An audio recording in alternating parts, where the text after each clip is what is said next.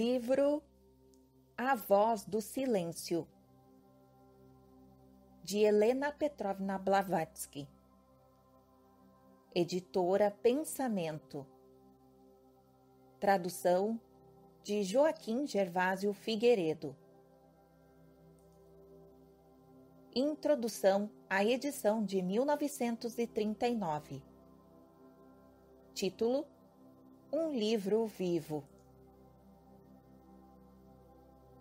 Faz exatamente 50 anos que A Voz do Silêncio foi publicada pela primeira vez. Desde então, muitas edições têm se sucedido rapidamente, não menos que 14 apenas com os editores originais. Alguns livros nascem mortos, alguns são de vida curta, e outros alcançam certa medida de popularidade e duram sua geração. Porém, com razão se tem considerado uma alta ambição esperar que um livro seja lido por 2 gerações. Poucos escritores o conseguem, e menos ainda são os que escrevem para os séculos. As obras de Helena Petrovna Blavatsky já lograram a distinção da penúltima categoria, e estou certo de que, por fim, lograrão conseguir a mais elevada meta ambiciosa. Mas à proporção que os anos avançam, as introduções podem auxiliar a tornar os livros das primeiras gerações mais rapidamente aceitáveis à nossa. Por essa razão, esta edição de jubileu foi suprida de uma introdução a fim de que a geração mais jovem possa melhor compreender o valor deste tesouro de ensinamentos teosóficos, vendo-o colocado em seu curso histórico.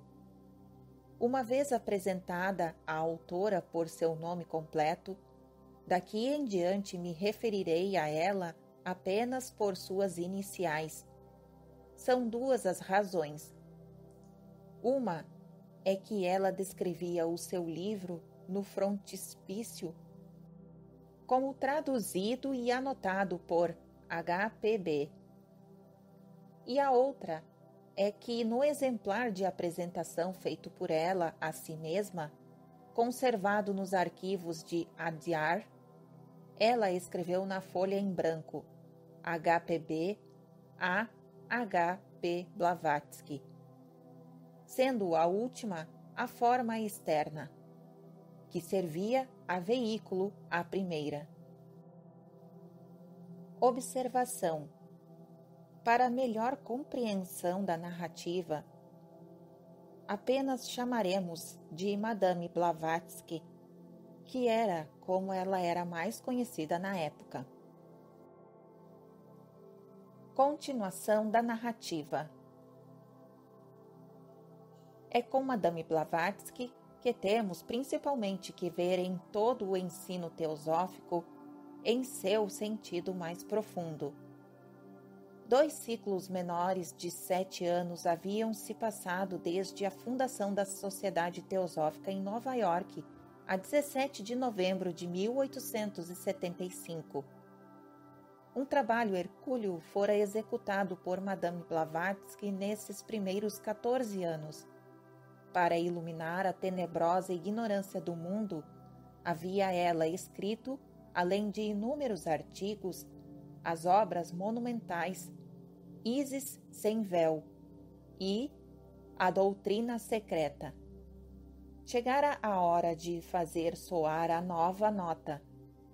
A sociedade teosófica estava florescendo, seus membros aumentavam, seus ensinamentos se espalhavam, e mais gente ingressava no movimento.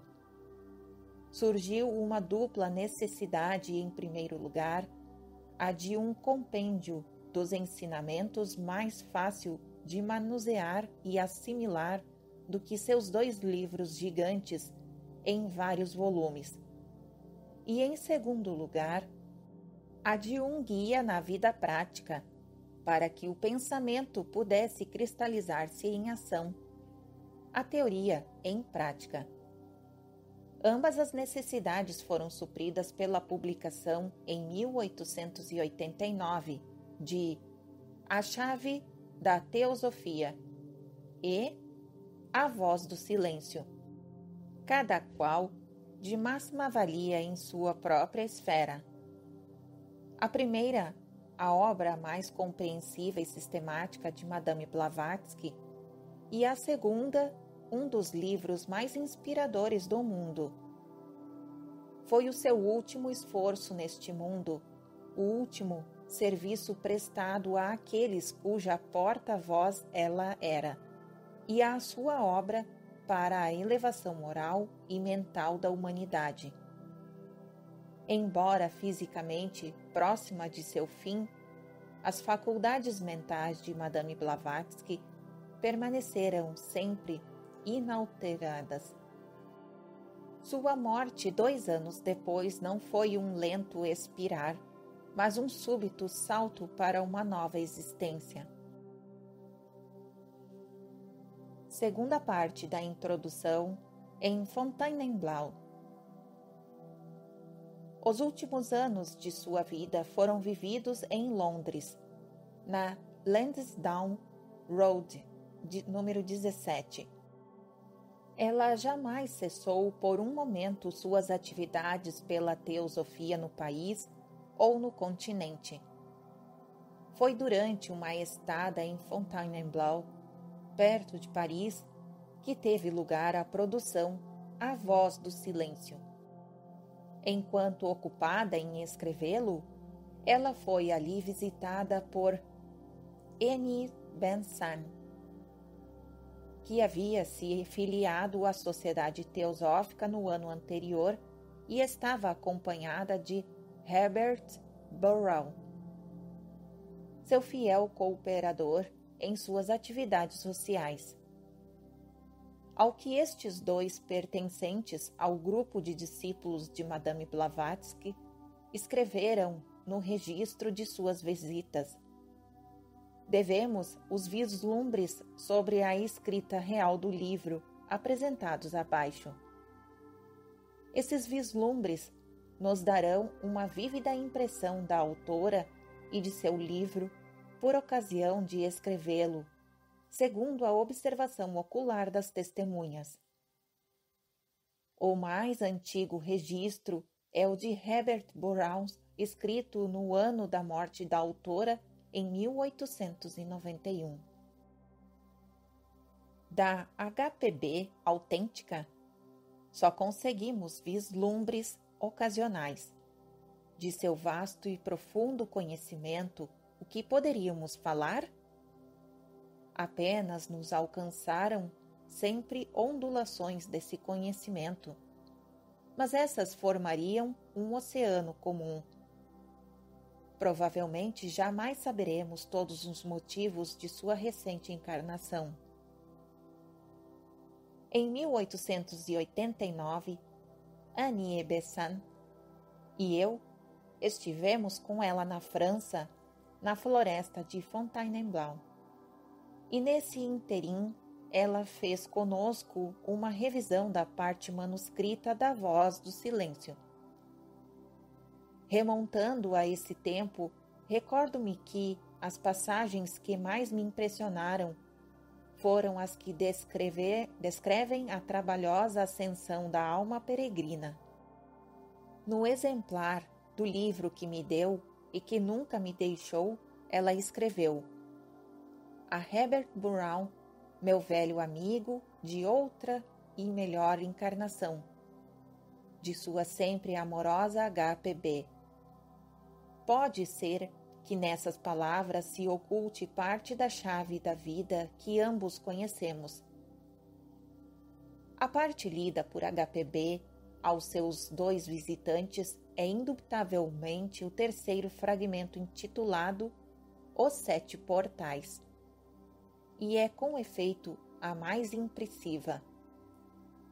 Mais tarde veremos que ela ainda o deu a ler a outro visitante, do que podemos seguramente concluir que em sua ocasião esta era a sua obra mais profunda, como na opinião de seu visitante, era a maior joia de toda a nossa literatura teosófica.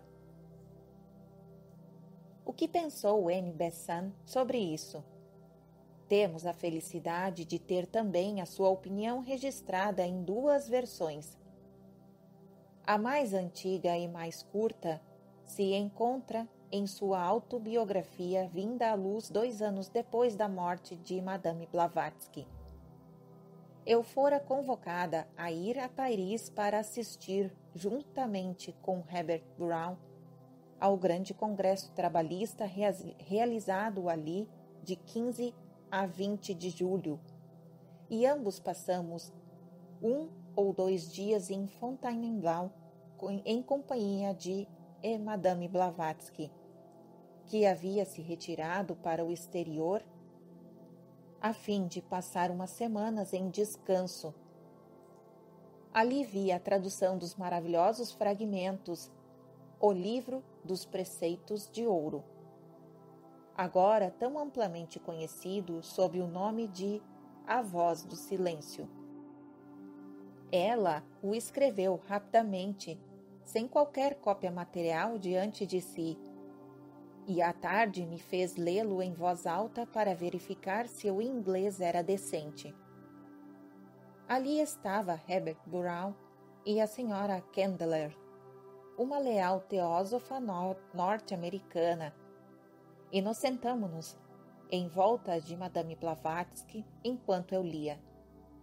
A tradução estava em perfeito e formoso inglês, fluente e musical. Apenas 1 ou 2 palavras nos pareceram poder alterar-se e ela nos fitava, qual uma criança assustada, admirada de nossos elogios.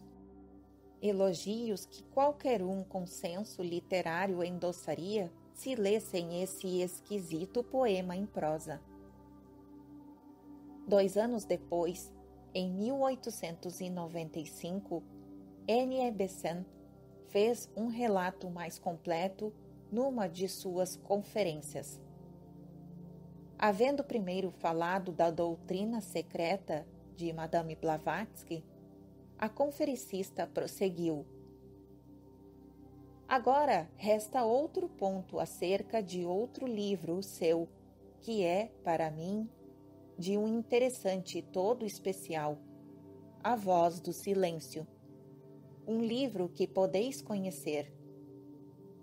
Coincidiu ser escrito enquanto eu estava com ela em Fontainebleau, e é um pequeno livro e, o que vou dizer, se cingirá apenas ao livro.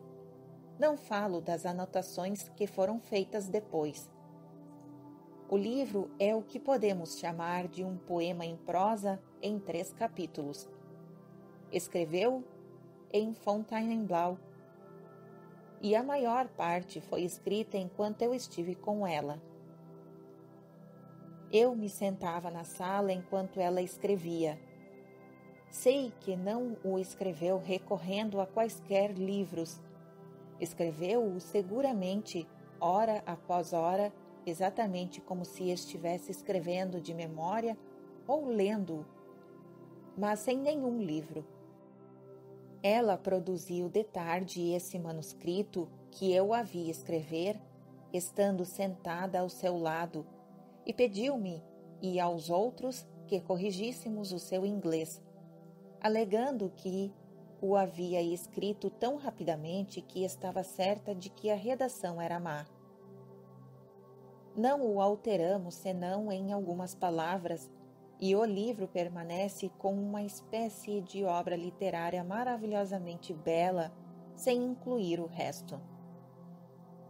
O livro é, como disse, uma prosa em verso, cheia de inspiração espiritual, cheia de alimento para o coração, estimulando as mais sublimes virtudes e contendo os mais nobres ideais.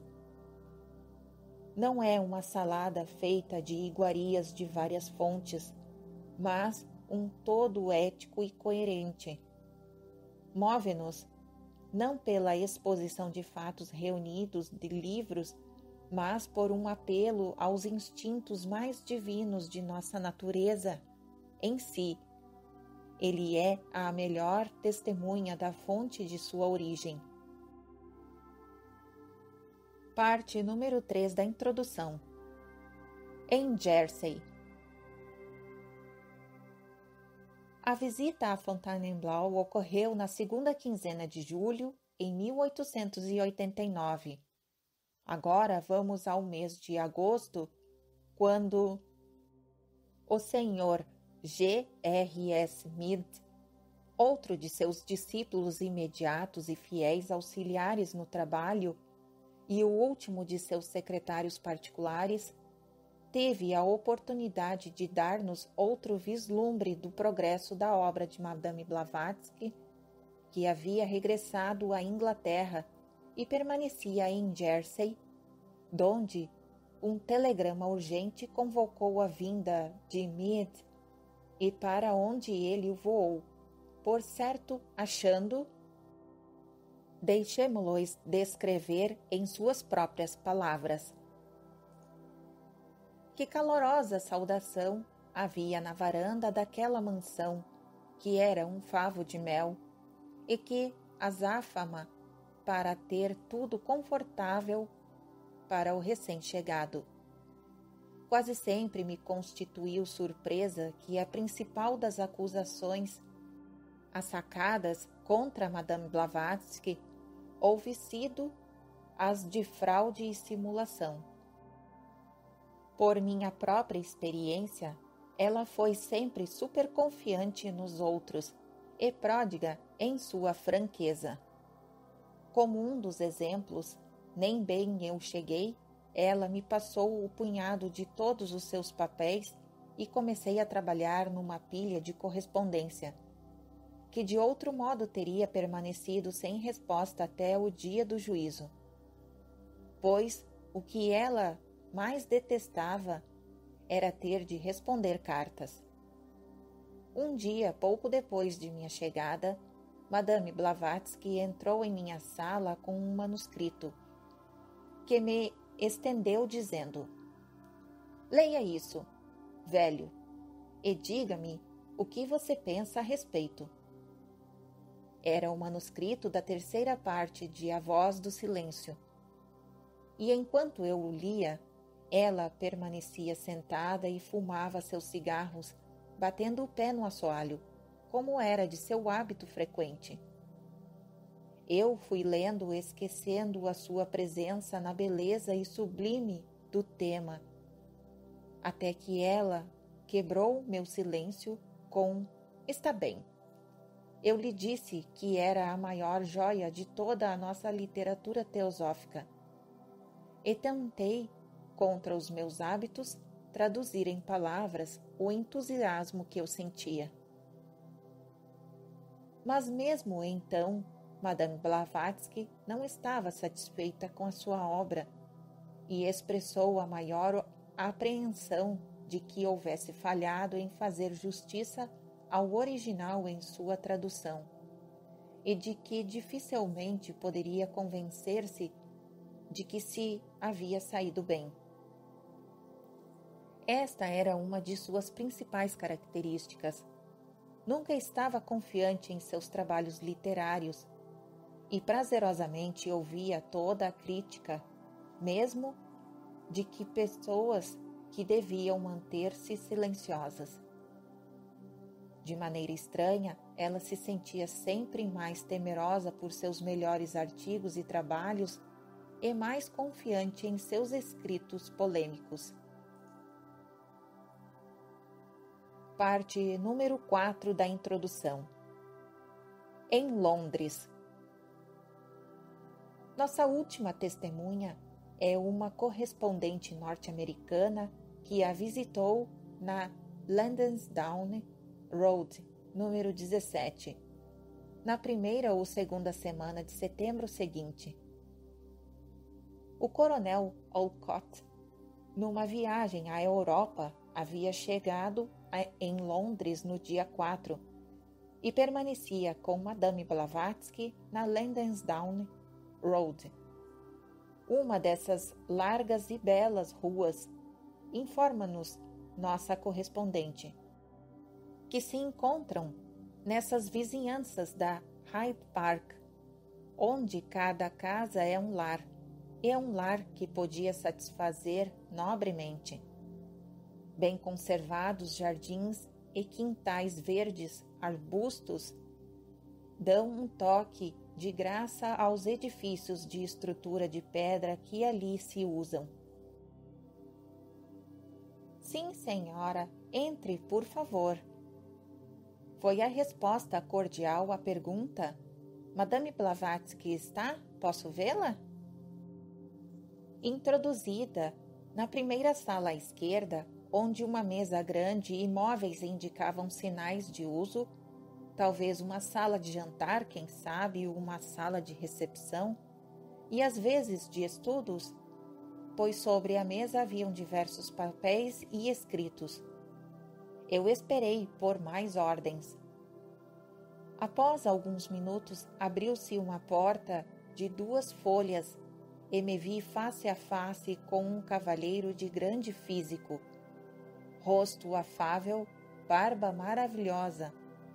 Um cavalheiro de maneiras e aparências tão únicas que involuntariamente exclamei: Coronel Wolcott. Exatamente. E a senhora é minha compatriota. Sente-se. Apenas há alguns dias ele havia chegado em Londres, procedente da Índia. Os minutos voavam à medida que ele falava do trabalho e apenas foi interrompido por uma porta que se abria anunciando a entrada de Madame Blavatsky. Como descrevê-la? Seria impossível. Uma impressão geral de bondade, de poder, de maravilhosos predicados, e tudo quanto me resta na mente neste momento. Ela se locomovia com dificuldade, pois sofria muito de reumatismo, mas rindo, afirmava enquanto se sentava numa poltrona: já enganei os médicos e a morte tantas vezes que, dizem eles, eu espero enganar também este reumatismo, mas não é coisa fácil. Então perguntei: mas ainda escreve, madame? Ela respondeu: por certo, escrevo como sempre. E o coronel Wolcott, interrompendo: que importa um pouco de reumatismo, contanto que ele não lhe atinja o cérebro nem os escritos? E todos nós rimos. Falamos de teosofia e de sua rápida expansão, de seus cooperadores, do Dr. Buck e de Cincinnati, cujo retrato estava pendurado bem acima da minha cabeça e cuja bem conhecido rosto parecia sorrir em saudação de boas-vindas a todos nós. Viu anunciada esta obra, madame? Eu perguntei. E ela colocou-me nas mãos as primeiras provas de seu novo livro, A Chave da Teosofia. Eu não o tinha, e ela acrescentou que seria publicado muito logo, como também um livro muito menor que acabara de terminar, que era A Voz do Silêncio. Ao manifestar minha surpresa diante de soma de seus escritos, bem como de seus imensos conhecimentos revelados, o coronel Wolcott observou: trabalho com Madame Blavatsky há vários anos e sei muito bem disso. Ela é uma locomotiva a vapor para escrever.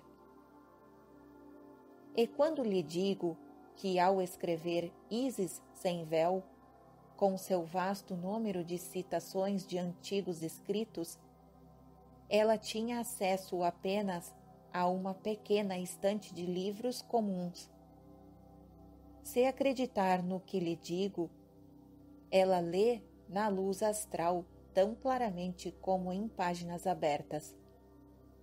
Todo este tempo percebi que um par de olhos liam meus próprios pensamentos e que um rosto oposto a mim, que podia tornar-se a qualquer momento tão imóvel como uma esfinge, estava no momento muito amável e animado. Não posso conceber nenhuma personalidade tão expressiva e de força de vontade tão indomável quanto Madame Blavatsky. A sala onde nos achávamos sentados estava impregnada de sua individualidade. Estava cheia de tudo que sugeria pensamento, refinamento, trabalho literário, interesse por amigos, mas não sobrava lugar para a mera exibição de inúteis ornamentos. A mesa do coronel Olcott, num lado, e ela, no outro, estava lotada de papéis e livros, e as paredes cobertas de fotografias. E aqui, no coração da agitada cidade, vive e trabalha a fundadora da Sociedade Teosófica. É o último vislumbre que temos de A Voz do Silêncio antes de sair do prelo, o que ocorreu antes do fim do mês. Em dezembro, o editor interino do The Teosophic menciona o coronel Olcott. Há algum tempo, lhe escrevera para noticiar na revista ambos, A Chave e A Voz. No entanto, os primeiros exemplares não haviam chegado ainda a Adyar. A reportagem sobre os dois livros só apareceu no número de fevereiro seguinte. Foi o mais precioso de Madame Blavatsky e o último que ela viu impresso. Foi publicado simultaneamente numa edição inglesa e outra norte-americana, como se evidencia das duas marcas diferentes, Adyar Madras em uma e New York na outra. Esta última é de papel mais encorpado. Existem 2 exemplares com autógrafos da edição norte-americana em Adyar. Um no arquivo e outro na biblioteca. O primeiro é a apresentação de Madame Blavatsky a si própria. O outro, a Senhora P. Sinet. Quinta parte da introdução. O budismo de Madame Blavatsky. Tanto quanto as circunstâncias de sua gênese, conheçamos agora a matéria geral do livro, que é a budista na forma e no conteúdo. Alguns anos atrás apareceu uma edição sob auspícios da Sociedade Chinesa de Pesquisas Budistas, que continha um retrato e alguns versos abençoadores do falecido Tashi Lama do Tibete, 1883 a 1937, escritos de seu próprio punho para esta reedição. Até que ponto é verdadeiro que o livro foi efetivamente endossado por sua serena santidade, como sendo a única exposição autêntica em inglês da doutrina do coração do budismo Mahayana? Como assegurava um escritor, não o sabemos, mas parece não restar dúvidas de que teve a aprovação geral do falecido chefe espiritual da Igreja Tibetana.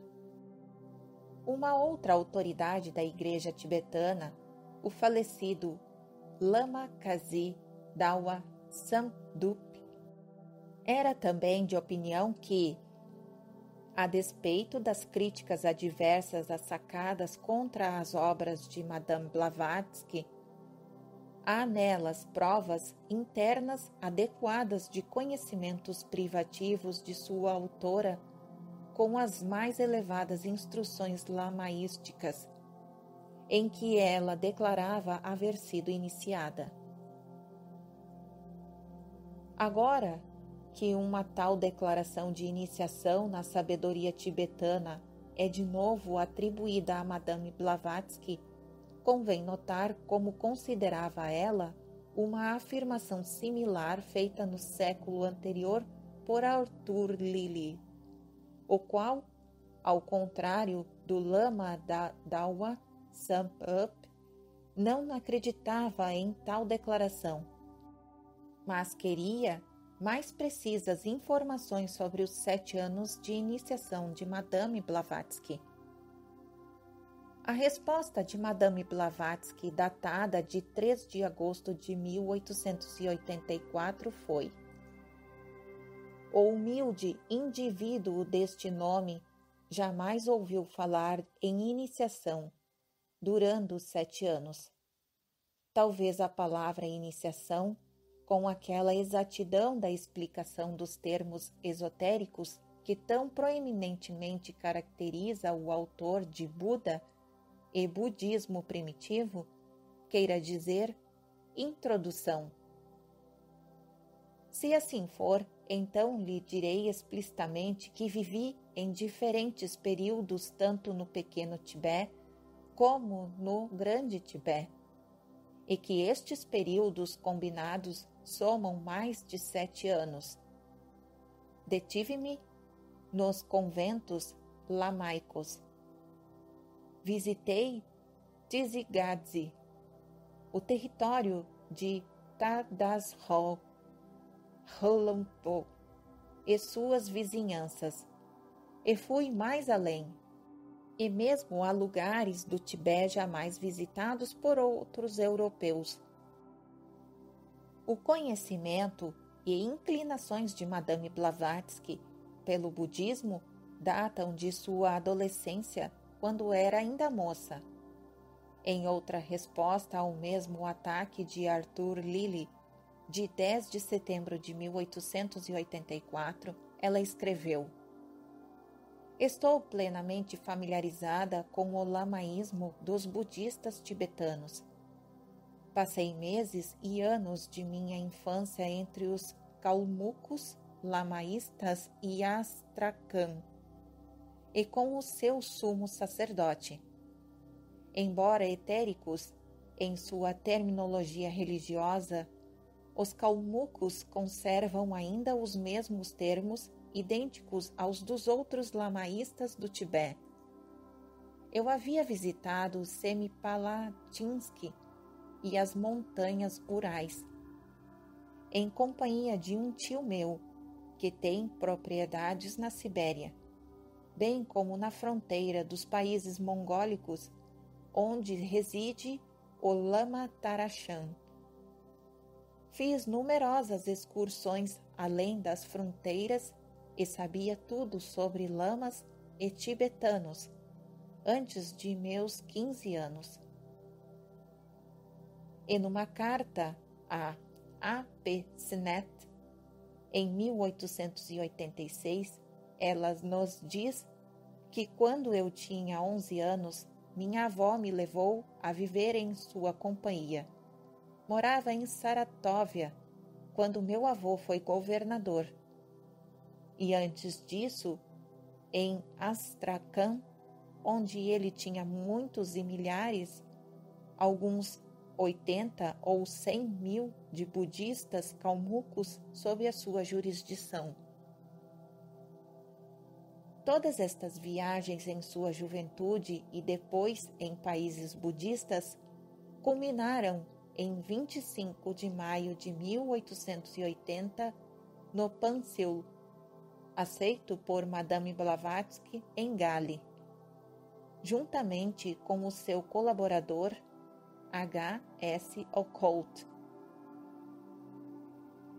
Pode ser que este ato público tenha sido em parte uma demonstração cavalheiresca para ajudar a causa dos budistas no Ceilão em sua luta contra os poderes privilegiados das igrejas anglicanas e católicas romanas, Porém, também temos a palavra do Mestre de que não foi somente isto. E as reminiscências acima em nenhum caso deixam qualquer dúvida de que toda a vida de Madame Blavatsky havia sido atraída para a crença da filosofia budista. Sua sinceridade em receber o Pâncio está provada por seu escrito poucos meses depois, em agosto de 1880, ao correspondente da França. Sou budista até as pontas dos meus dedos, e isso tenho dito durante anos. Isso é confirmado pelo coronel Wolcott, que escreveu: tínhamos anteriormente nos declarado budistas muito antes na América, tanto particular como publicamente, de sorte que isto, receber o Pâncio, era apenas uma confirmação formal de nossas anteriores profissões de fé. Antes, em outubro de 1878, Madame Blavatsky havia negado categoricamente que fosse budista. Não abracei a crença budista, nem por convicção, nem por qualquer outra razão. É verdade que encaro a filosofia de Gautama Buda como o sistema mais sublime, o mais puro e, acima de tudo, o mais lógico de todos. Mas o sistema tem sido distorcido durante os séculos pela ambição e fanatismos dos sacerdotes e tornou-se uma religião popular.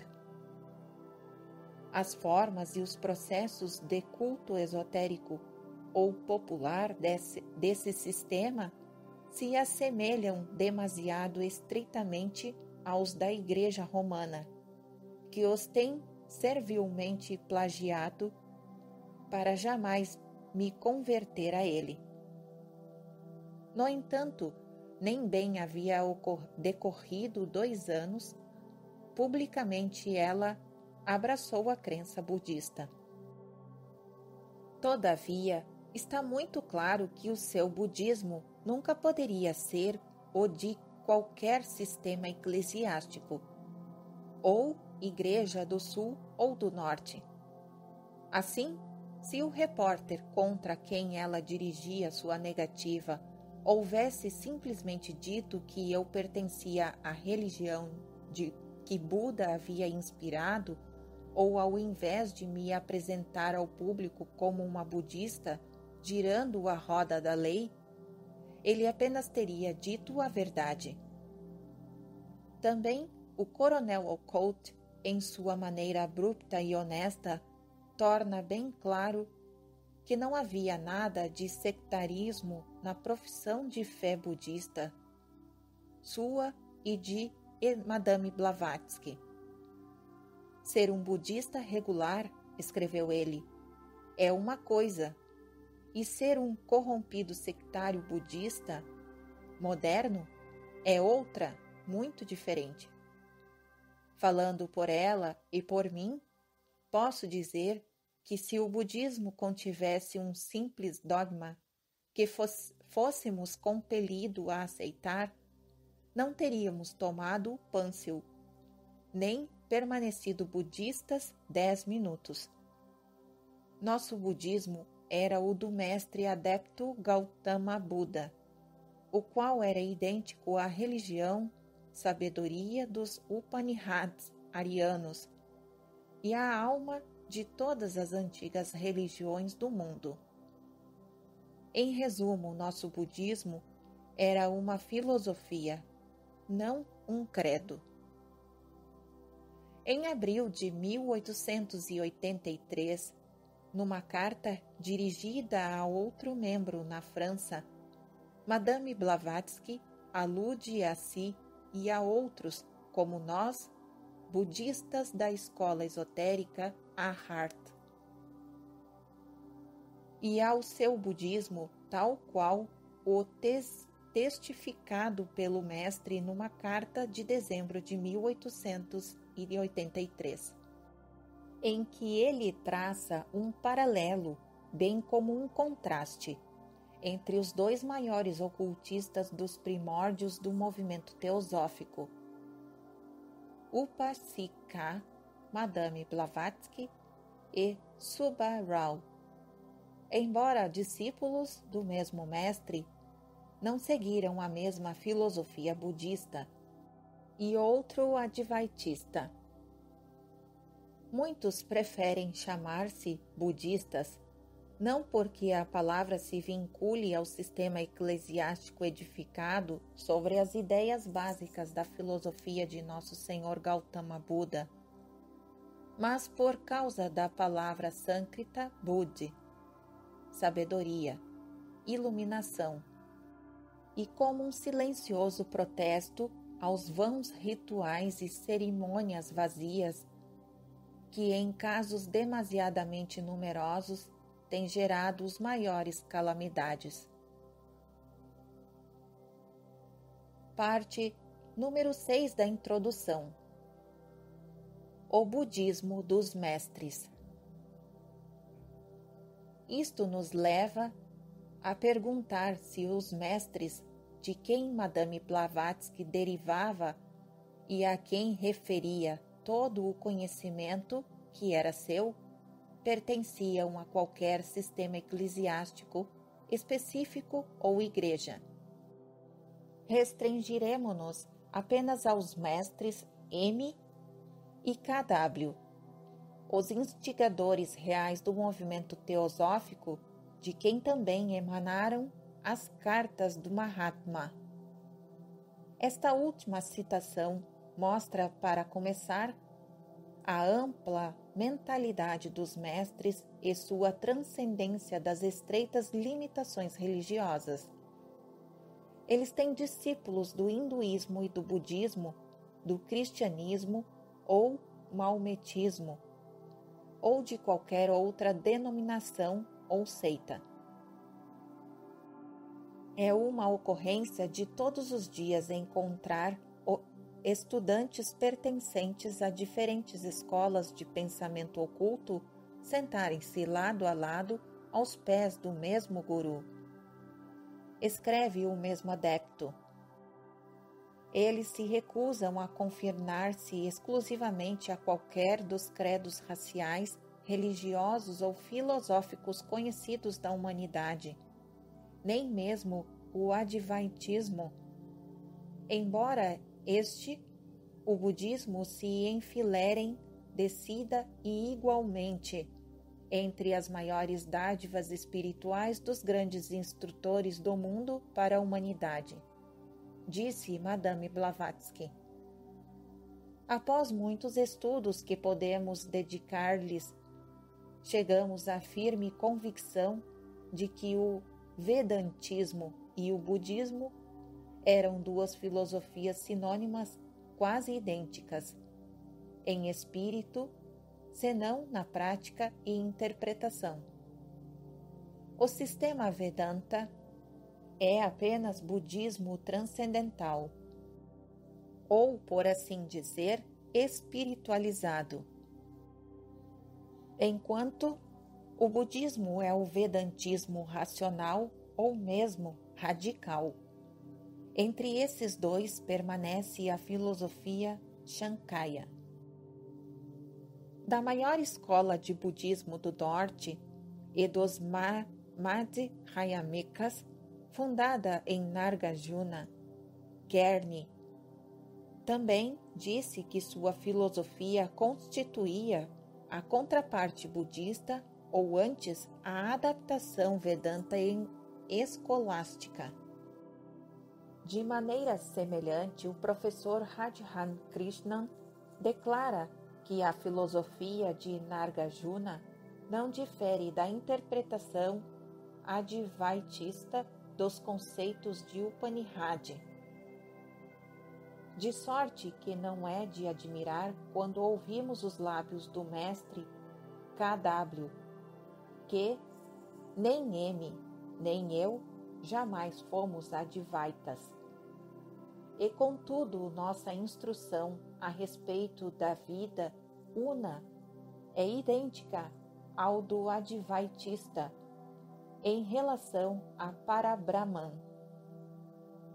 E tal se dá, sem dúvida, com todos os princípios fundamentais.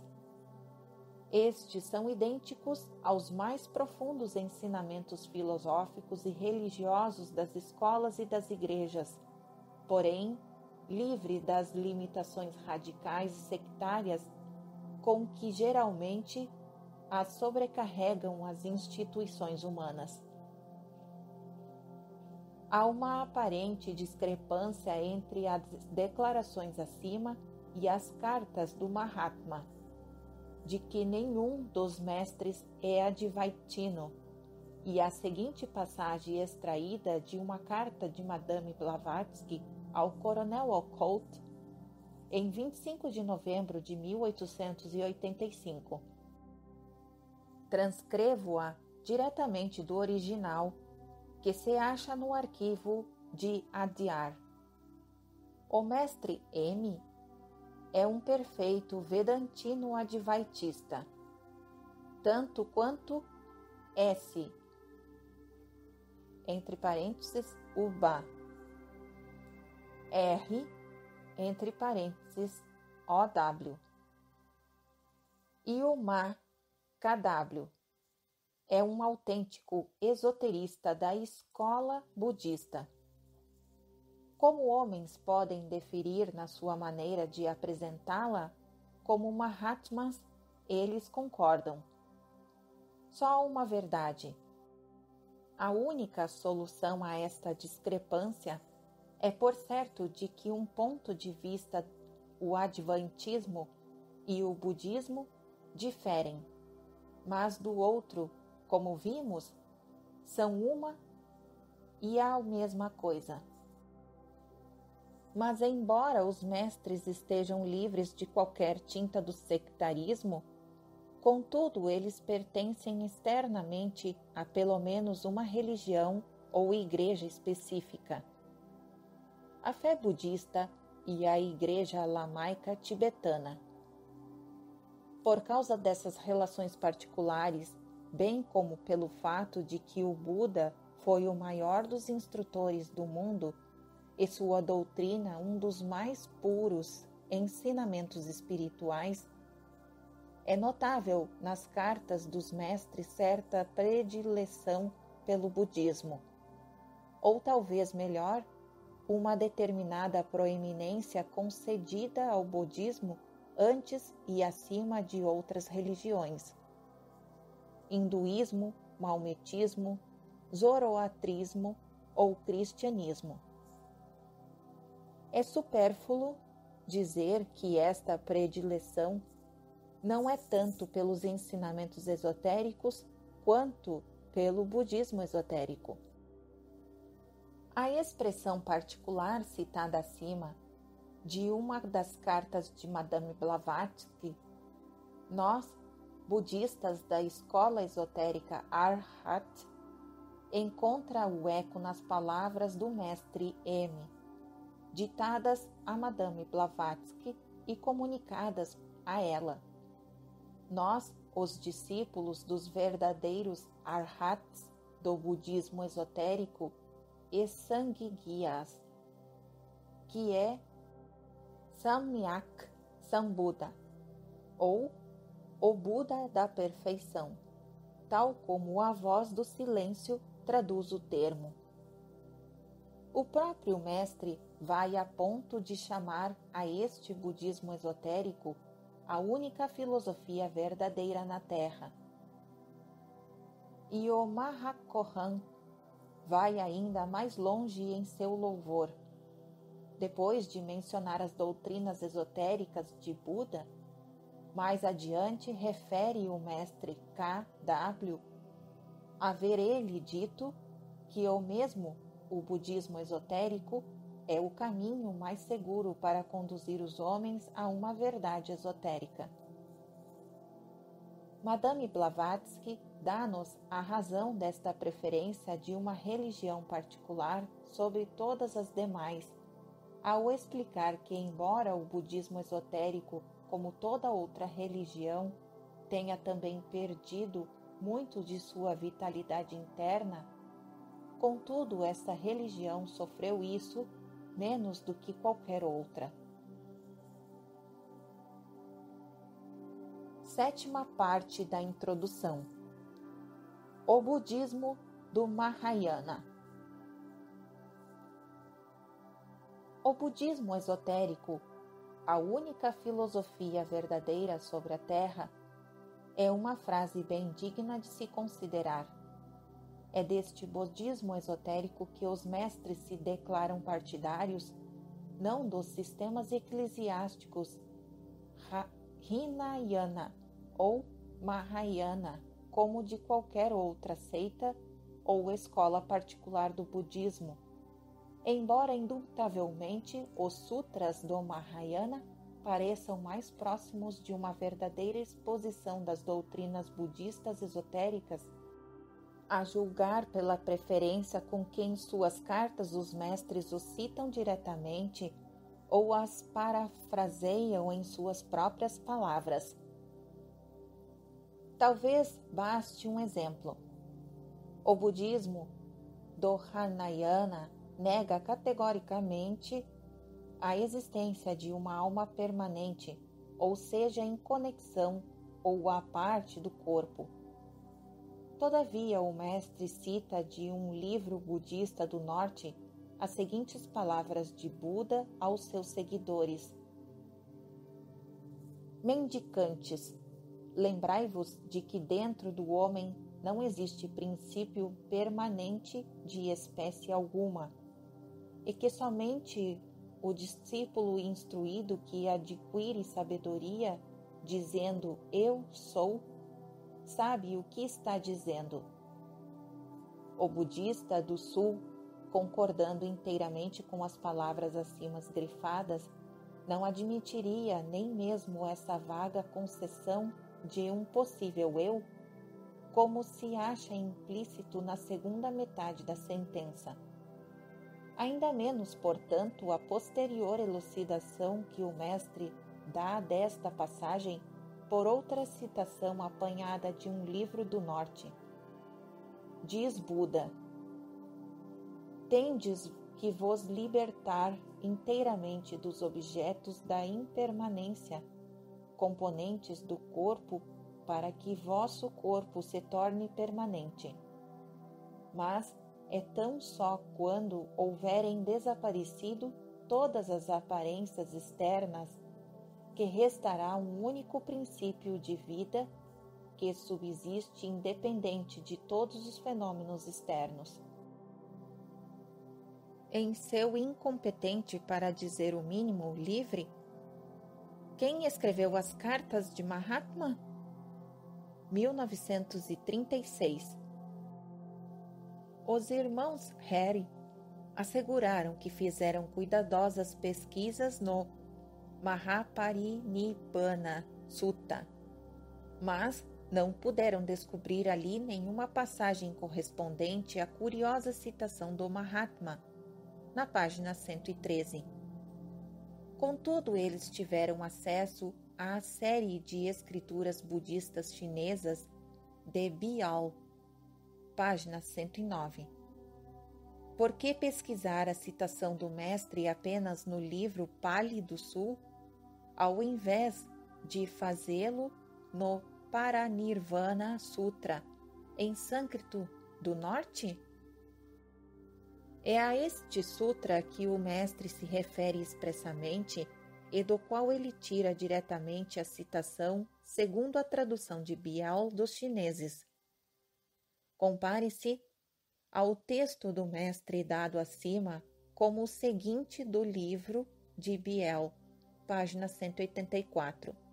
Assim fala o Buda: por ter o Tathagata se libertado inteiramente dos objetos da impermanência, componentes do corpo, por isso mesmo o seu corpo é permanente.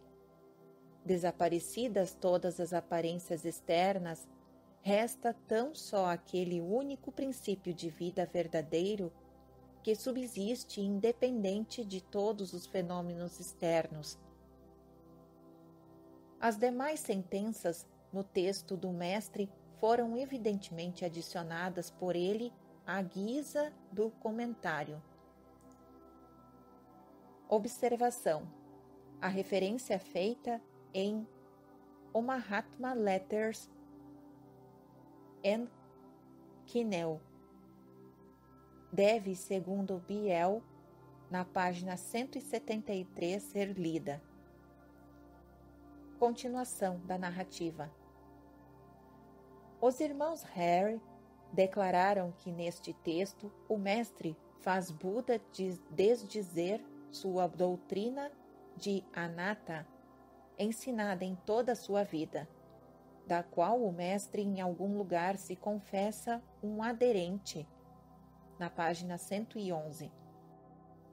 Esta doutrina proclama a ausência de alma, ou o não-eu de todos os fenômenos. Mas quem poderá dizer que neste ponto o ensino do Hinayana se aproxima mais da verdade do que o do Mahayana?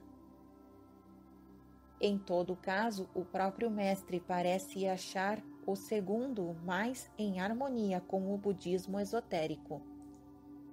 Para focalizar ainda mais este ponto, oferecerei outra passagem extraída do mesmo Mahaparinirvana Sutra, Biel, página 180.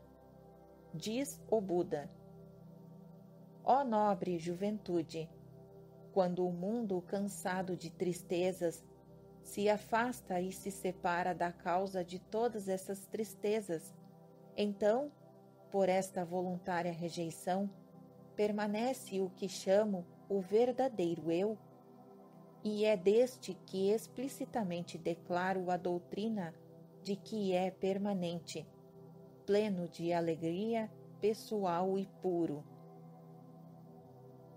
A visão de um budista do Hinayana, a voz do silêncio, seria, com efeito, um amontoado de heresias, tão essencialmente é o seu conteúdo em produção do Mahayana.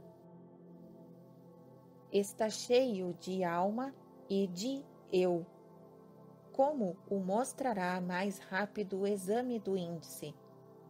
Por exemplo, as palavras do instrutor ao eu liberto daquele que se tornou Arhat. Observação entre parênteses, verso 90.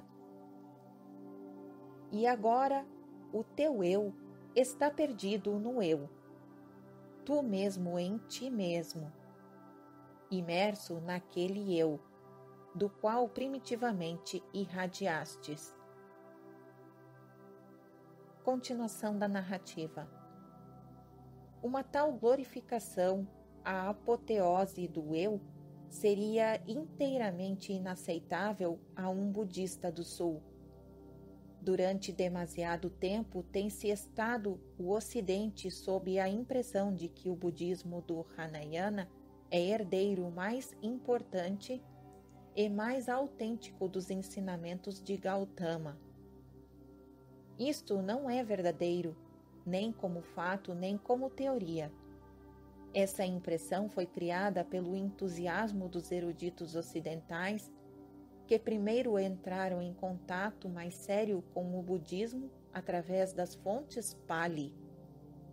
Mas chegou a hora de se compreender que tanto em extensão de país e números de fiéis, como em profundidade de filosofia, o budismo do Mahayana superou o seu irmão. Entre os que trabalham pela expansão de ideias mais claras sobre este ponto, o mais destacado é o do professor Daisetsu Teitaro Suzuki. Seus livros auxiliarão materialmente o estudante a compreender melhor a voz do silêncio. Oitava parte da introdução. Os lamas tibetanos.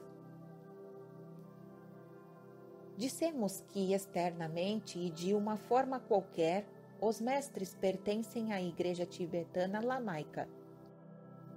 O Mahashohan fala de si e de seus colegas como os discípulos dos lamas perfeitos.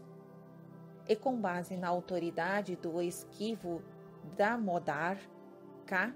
Mavalankar, também temos o que, por exemplo, o seu venerável Guru Deva, isto é, o mestre K.W., ocupa um bem conhecido cargo público no Tibete, sob o título de Teshu Lama. Dize-nos ainda C.W. Leadbeater que ambos os mestres K.W. e M pertencem à seita reformada dos Gelugpa, ou Capelos Amarelos, a qual também pertencem o Dalai Lama e o Teshu Lama, bem como o governo atual do país.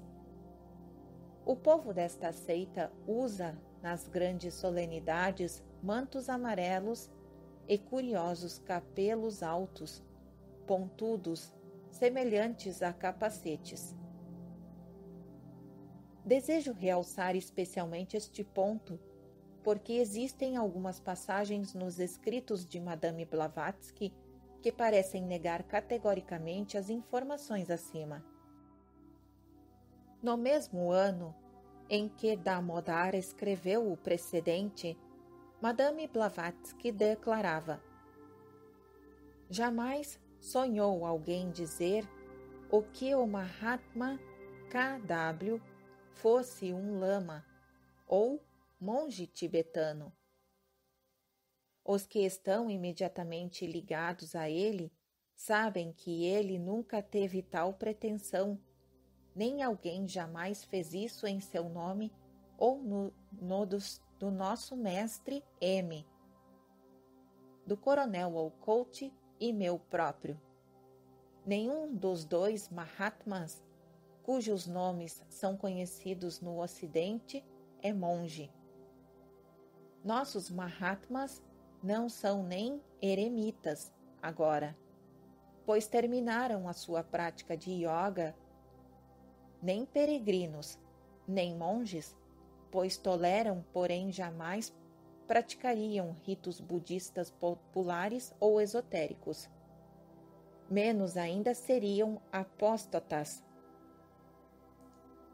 Contudo, o próprio mestre se confessa não apenas participante de ritos eclesiásticos públicos, mas ter o seu tempo totalmente ocupado por eles. Em cerca de uma semana, novas cerimônias religiosas, novas bolas brilhantes para dividir os bebês, e uma vez mais estarei ocupado noite e dia, de manhã ao meio-dia e à tarde, escreveu ele em 1882. Observação: trecho retirado do livro Cartas de Mahatma, página 116. Continuação da narrativa. Outra prova da conformação dos mestres às instituições externas como sinais, pelo menos, de realidades internas, nos é referida pelo presidente fundador da Sociedade Teosófica. Quando se ocupava de mobiliar a sala oculta ou santuário na recém-adquirida sede central de Adyar, ele escreveu em seu diário: em 14 de fevereiro de 1883. Anteontem, dia 12, na presença de Madame Colombe, caíram naquela sala uma nota de K.W. e 150 rúpias, com um plano de um santuário para Buda e ordens para construí-lo. O santuário ali está hoje ao lado de uma lagoa de lótus, próximos ao terreno de cremação e do obelisco do Coronel Wolcott, a poucos passos do edifício da sede central. Às 6 horas da manhã, um grande sino de bronze do templo japonês soa a hora para lembrar os que ouvem e sabem. A própria Madame Blavatsky testifica que os mestres, inclusive o seu próprio mestre, usam o capelo amarelo semelhante a capacete, distintivo dos Gelugpa lamas. Ele, seu mestre, nunca usa agora o seu pujeri, turbante branco, mas simplesmente cinge um disco amarelo no alto de sua cabeça, como KW. Observação: trecho retirado de Cartas de Madame Blavatsky. Continuação da narrativa. Tais contradições em qualquer outro seriam inexplicáveis, mas em Madame Blavatsky não são incomuns e encontram sua explicação em sua natureza psíquica não bem equilibrada. A passagem acima citada, em que ela negava qualquer conexão dos mestres com o monasticismo ou lamaísmo tibetano, é facilmente explicada pelo fato de que fora escrita em resposta a um ataque de Arthur Little. A veracidade de suas afirmações sobre os mestres. Em tais casos, sua natureza fogosa e impulsiva tendia a levá-la em suas respostas até o exagero, tanto em negação como em afirmações. Uma atenta leitura das cartas do Mahatma não deixa dúvida alguma de que os mestres ocupam cargos oficiais ligados às igrejas lamaicas. Sua presença e participação nas grandes festividades cerimoniais, suas contínuas viagens de um grande mosteiro para outro, sua constante referência a superiores, entre as quais se mencionam especialmente Chögyam e Shutkutsus, sendo os últimos bem conhecidos altos oficiais eclesiásticos do governo tibetano. Todas estas coisas são muitas indicações de serem eles próprios lamas ou monges de categoria inferior na igreja externa, para não falar de sua posição no governo interno esotérico, não apenas do Tibete, mas de toda a terra. Teria sido melhor, ou talvez mais compreensível, penso, se Madame Blavatsky tivesse se restringido a dizer que os mestres não são lamas ou monges comuns e que eles provavelmente não têm residência fixa num ou noutro dos grandes mosteiros, mas vivem em seus próprios e reclusos ashrams, pois, como nos disse ela mais tarde na Doutrina Secreta, no verso 390, raramente se encontram estes grandes homens em lamazarias, a não ser em curtas visitas. E assim diz Madame A. Devnil: os verdadeiros adeptos do reto caminho se encontrarão mais fora dos mosteiros. Vivem como anacoretas em pequenas cabanas nos desertos, em altos cumes nevados. Observação: trecho retirado do livro Entre os Místicos e Mágicos do Tibete, de 1929, página 247. A essas proporções, pois, estou convencido se tem de reduzir as negativas de Madame Blavatsky. Ela mesma, como já vimos, permaneceu por considerável tempo em diferentes mosteiros tibetanos e nepaleses. Para que poderíamos indagar, senão porque ali poderia ela mais facilmente entrar em contato com os mestres e conhecer sua vontade e sua sabedoria? E não pode haver dúvida de que foi também ali que ela começou a aprender os preceitos de ouro, de cor, que constituem o original da voz do silêncio. Não posso repetir aqui tudo o que se tem dito sobre este original, sua conexão com o livro de Dzyan, com o sábio budista Aryasanga e o mestre Djawal Khol. Pode-se lê-lo no livro de C.W. Leadbeater, o segundo volume de Práticas sobre a Senda do Ocultismo. Comentários da Voz do Silêncio, que todo estudante do último terá toda a vantagem em ler. Em confirmação à declaração de Madame Blavatsky no prefácio, de que ela sabia de cor muitos dos preceitos de ouro, posso referir o leitor ao conselho do mestre de A.P. Snet. Leia o livro de Kirti, acrescentando que Madame Blavatsky podia traduzir alguns paras, pois o sabe de cor. Ora, o livro de Dzyan, o livro dos preceitos de ouro e o livro de Kirti evidentemente fazem parte de uma grande série de obras secretas e públicas, com partes das quais, de qualquer maneira, Madame Blavatsky se familiarizou durante sua estada nos mosteiros budistas.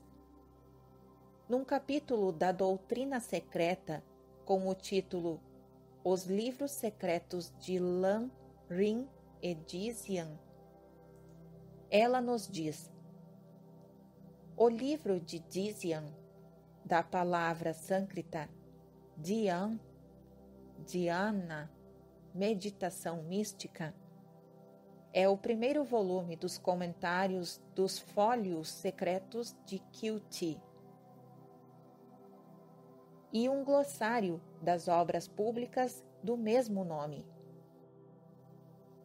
35 volumes de Kirti para finalidades esotéricas e uso dos leigos podem ser encontrados na posse dos lamas Gelugpa tibetanos, na biblioteca de quaisquer mosteiros, e também 14 livros de comentários e anotações sobre o mesmo pelos instrutores iniciados. Estritamente falando, esses 35 volumes de livros devem ser a versão popularizada da doutrina secreta cheia de mitos, vendas e erros. Os 14 volumes de comentários, por outro lado, com suas traduções, anotações e amplos glossários de termos ocultos, desenvolvido de um pequeno fólio arcaico, o livro da sabedoria secreta do mundo, contém uma condensação de todas as ciências ocultas. Estas, parece, são conservadas secretas à parte a cargo de Teshulama de Tijagadhe. Observação: trecho retirado do livro A Doutrina Secreta, verso 389. Continuação da narrativa. O que precede talvez baste para provar a parte importante que o budismo, especialmente o budismo de Mahayana tibetano e os ensinamentos secretos lamaísticos, exerceram na preparação de Madame Blavatsky para a sua tarefa de se tornar a mensageira da teosofia ao mundo moderno e de habilitá-la para escrever o inapreciável tesouro que é a voz do silêncio. Nona parte da introdução. A presente edição de Jubileu. A presente edição de Jubileu é uma reimpressão fiel da publicação original. Não se fizeram modificações nem na pontuação, no uso de maiúsculas e grifos, ou na divisão em parágrafos ou versos. Apenas nos seguintes pormenores há um desvio da primeira edição, o último trabalho através da imprensa feito por própria Madame Blavatsky. Número 1. Ao sistema de soletrar antiquado de Madame Blavatsky, nem sempre consistente com a pronúncia das palavras sanctas, preferiu-se um sistema mais moderno. Mas ainda aqui, as modificações foram ligeiras, consistindo principalmente de um emprego mais coerente de sinais diacríticos para as vogais longas e em escrever Janana em vez de Diana. Número 2. Enganos evidentes ou erros de impressão foram corrigidos, e aqui e ali acrescentados vírgulas, mas não sem mencionar estas modificações ou adições em anotações inframarginais entre os colchetes. Número 3. Para facilitar as referências, os parágrafos como os dividiu Madame Blavatsky foram precedidos de uma numeração consecutiva. Número 4. Foi adicionado um índice de palavras e ideias. Número 5. Ao pé das páginas, entre colchetes, foram inseridas algumas curtas anotações. As anotações mais extensas são aqui dadas por conveniência. Observação: as anotações seguirão no próximo áudio.